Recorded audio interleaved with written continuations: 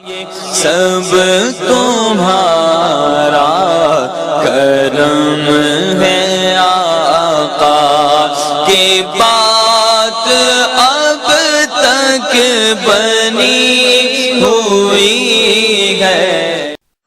اعوذ باللہ من الشیطان الرجیم، بسم اللہ الرحمن الرحیم۔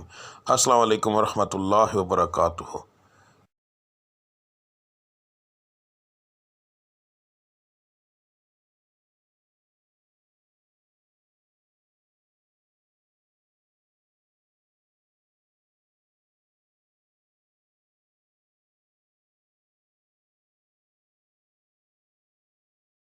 آج کا دن کیسا رہے گا یہ بتانے کے بجائے میں آپ لوگوں کو یہ کیوں نہ بتاؤں کہ کس پڑھائی سے اللہ تعالیٰ کے وہ کون سا بابرکت نام ہے جس کو پڑھنے سے آپ کا آج کا دن بہترین رہے گا۔